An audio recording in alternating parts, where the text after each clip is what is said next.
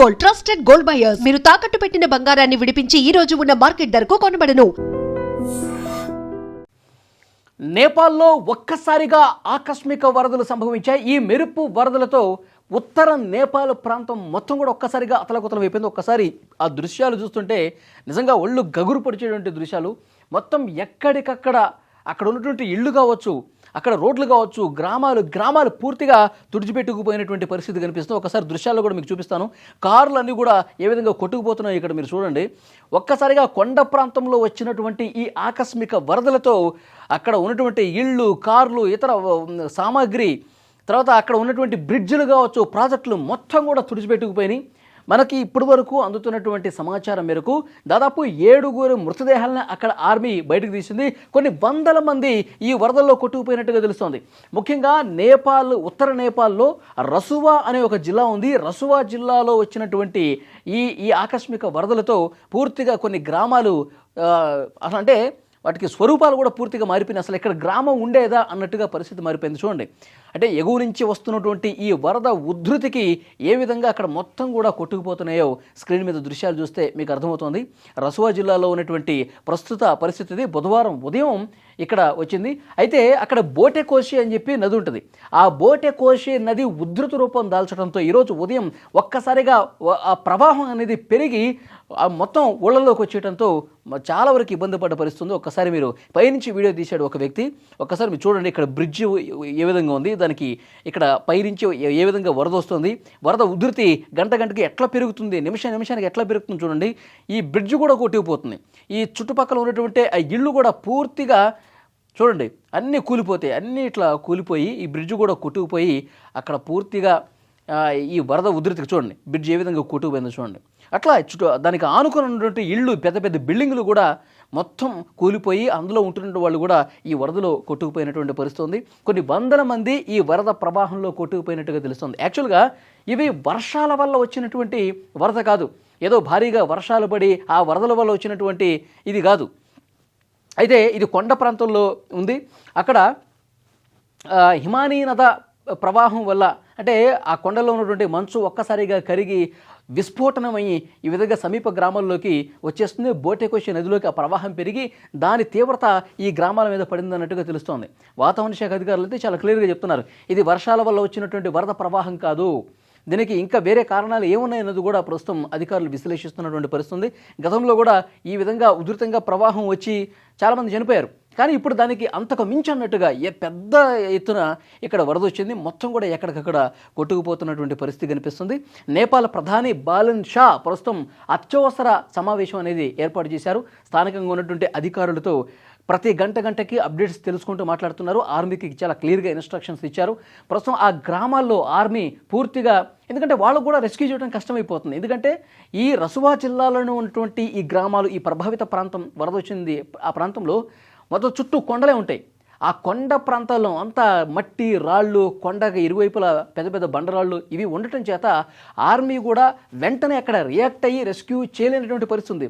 కొన్ని ప్రతికూలమైనటువంటి పరిస్థితులు అక్కడ ఉన్నాయి సహజంగానే. సో ఆర్మీ కూడా కొంత కష్టమవుతుంది. అయినప్పటికీ కూడా పెద్ద సంఖ్యలో అక్కడ ఆర్మీని మోహరించి వీలైనంత ఎక్కువ మందిని కాపాడే ప్రయత్నం అయితే ఇక్కడ చేస్తూ ఉన్నారు. కానీ పరిస్థితి మాత్రం చాలా ఘోరం అంటే ఘోరంగా ఉంది. మొత్తం పైనుంచి తీసినటువంటి షాట్ వల్ల చూడండి, మొత్తం ఆ వరద ఒక్కసారిగా ఉప్పొంగి రావటం వల్ల ఏ విధంగా ఆ గ్రామాలు మొత్తం బ్రిడ్జ్లు కొట్టుకుపోయినాయి, రోడ్లు కొట్టుకుపోయినాయి, ఇళ్ళు కొట్టుకుపోయినాయి, మొత్తం ఆ వాహనాలు కొట్టుకుపోయినాయి.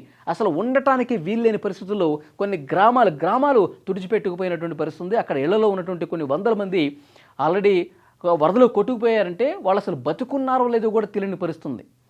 ఇప్పటివరకు ఆర్మీ వెంటనే రియాక్ట్ అయ్యి ఒక 7 మృతదేహాలు ఒక్క నిమిషంలోనే వాళ్ళ 7 మృతదేహాలు కనిపిస్తే బయటికి తీశారంట. కానీ ఆ వరదలో ఎంతమంది కొట్టుకుపోయారు, ఆ ఇళ్లలో ఎంతమంది ఉన్నారు ఏంటన్నది కూడా లెక్క తెలియనటువంటి పరిస్థితి కనిపిస్తుంది. చాలా దారుణంగా అక్కడ సిచ్యువేషన్ అయితే ప్రస్తుతం ఉంది. నేపాల్లో ఆకస్మికంగా వచ్చినటువంటి రసువా జిల్లాలో వచ్చినటువంటి ఈ పరిస్థితి వల్ల చాలా భయంకరమైనటువంటి సిచ్యువేషన్ కనిపిస్తుంది. ఇక్కడ చూడండి, ఇక్కడ ఒకవైపు వరద ఉధృతి కనిపిస్తుంది, ఇంకోవైపు ఒక వాహనం ఇటుగా వెళుతోంది. ఆ వాహనం కూడా పూర్తిగా చూడండి ఈ ముందు కదలలేనటువంటి పరిస్థితి. ఆ వాహనం అక్కడే ఆగిపోయింది. మొత్తం ఎక్కడికక్కడ కరెంటు పోల్స్, స్తంభాలు కావచ్చు అన్నీ కూడా విరిగి పడతా ఉన్న ఇళ్ళన్నీ కూడా కొట్టుకుపోతున్న పరిస్థితి ఉంది. సో ఆపన్న హస్తం కోసం వెయిట్ చేస్తోంది నేపాల్ ప్రస్తుతం. నేపాల్ చుట్టుపక్కల ఉన్నటువంటి సరిహద్దు గ్రామాల్లో వచ్చినటువంటి ఈ ఆకస్మిక వరదల వల్ల చాలా దారుణమైనటువంటి సిచ్యువేషన్స్ ఉన్నాయి. మొత్తం ఆహాకారాలే వినిపిస్తూ ఉన్నాయి. అక్కడి నుంచి వెళ్ళిపోండి, ఇక్కడ ఎవరు ఉండొద్దు, మీరు ఈ వరద ఉధృతి ప్రభావ ప్రాంతాల్లో అసలు ఉండొద్దు అని చెప్పే అవకాశం కూడా లేదు. ఎందుకంటే తేరుకునే లోపే సడన్గా వచ్చేస్తే అప్పటికప్పుడు వాళ్ళు కూడా ఏమీ చేయలేనటువంటి నిస్సహాయ స్థితి ఉంది. సో ప్రస్తుతం అక్కడ ఆర్మీ అయితే రెస్క్యూ కార్యక్రమాలు అయితే తీవ్రంగా చేసినటువంటి పరిస్థితి ఉంది. కొన్ని కార్లు అయితే కొట్టుకుపోయినాయి. ఆ కార్లలో ఎంతమంది ఉన్నారు ఏంటనేది కూడా లెక్క అయితే తేలినటువంటి సిచ్యువేషన్ కనిపిస్తోంది. కానీ కొండ ప్రాంతం కావటం చేత అక్కడ హిమానీ నదం అంటే మంచుతో కప్పబడినటువంటి ప్రాంతాలు ఉండటం చేత అవన్నీ కూడా ఒక్కసారిగా కరిగిపోయి ఈ విధంగా అక్కడ బోటెకోషి నదిలోకి ప్రవాహం పెరిగి ఆ వరద ఉధృతి అనేది ఇటువైపు గ్రామాల మీద పట్టడం చేత ఈ సిచ్యువేషన్ ఉన్నట్టుగా కనిపిస్తోంది. ప్రస్తుతం అధికారులు ఇంకా అక్కడికి చేరుకోలేదు. ఆర్మీ అయితే కొంతమంది అక్కడికి వెళ్ళారు. అధికార యంత్రాంగం అక్కడికి వెళ్ళి పరిస్థితిని పూర్తిగా పరిశీలించడానికి కొంత సమయం పట్టే అవకాశం కనిపిస్తోంది. దాదాపు అక్కడ రెస్క్యూ పూర్తి కావడానికి కొన్ని వారాలు పట్టే అవకాశం ఉంది. ఎందుకంటే చాలామంది కొట్టుకుపోయారు కాబట్టి వాళ్ళు ఎంత దూరం కొట్టుకుపోయారు, ఏంటి పరిస్థితి ఇవన్నీ తేలాలి, ఈ వరద ఉధృతి తగ్గాలి.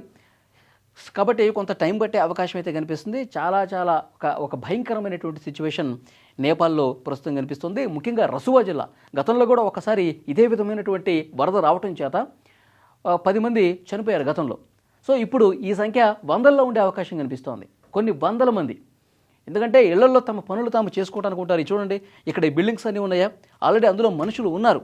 ఎందుకంటే ఈ వర్షాలు పడితే వర్షం వల్ల వచ్చినటువంటి వరద అనుకోండి, ప్రభుత్వానికి తెలుస్తుంది, అధికారులకు తెలుస్తుంది, వరద ఎక్కువ ఉధృతి పెరుగుతోంది, బోటెకోషి నది నుంచి ఎక్కువగా ప్రవాహం వస్తుంది, మీరు వెంటనే ఖాళీ చేయండి, మీకు కొన్ని పునరావాస కేంద్రాలు ఏర్పాటు చేశారు, సురక్షిత ప్రాంతాలు కొన్ని అలాట్ చేశారు, అక్కడే మీకు ఫుడ్ బెడ్ అంతా ముసలి వాళ్ళకి మందులు అన్నీ కూడా ఏర్పాటు చేశారు, మీరు అక్కడికి వెళ్ళండి అంటే వెంటనే వాళ్ళు వెళ్ళిపోతారు. వాళ్ళకి టైం ఉంటుంది. ఎందుకంటే వర్షాలు పడతానే, ఎగువ నుంచి వర్షం వస్తుంది, వరద వస్తుంది. కానీ ఇది వర్షాలతో సంబంధం లేదు. వర్షాల వల్ల వచ్చినటువంటి వరద కాదు. ఆకస్మికంగా ఒక్కసారిగా ఎగువ పైనుంచి ఆ కొండ ప్రాంతాల నుంచి, మంచు ప్రాంతాల నుంచి బోటెకోషి నదిలోకి ఆ వరద ప్రవాహం పెరిగి ఉన్నట్టుండి ఉప్పొంగి ఇట్లా ఊళ్ళ మీద పట్టం చేత చూడండి, పైన బిల్డింగ్ల మీదకి ఎక్కారు వీళ్ళు.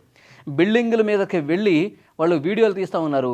వాళ్ళు అసలు వీడియో తీసే అవకాశం ఇక్కడ లేకపోతే ఇంత భయానకమైనటువంటి దృశ్యం కనిపించేది కాదు. సో కొంతమంది వీడియోలు తీయటం చేత, అది సోషల్ మీడియాలో పెట్టడం చేత నేపాల్లో ఉన్నటువంటి ఆ ఉధృతమైనటువంటి ఆ వరద ఉధృతికి సంబంధించినటువంటి దృశ్యాలు చాలా క్లియర్గా, ఆ వేగం చూడండి ఒక్కసారి, ఆ వాటర్ వేగానికి ఏదైనా సరే కొట్టుకుపోతుంది. పెద్ద పెద్ద వెహికల్స్ కావచ్చు, బ్రిడ్జ్లో కొట్టుకుపోయినట్ట.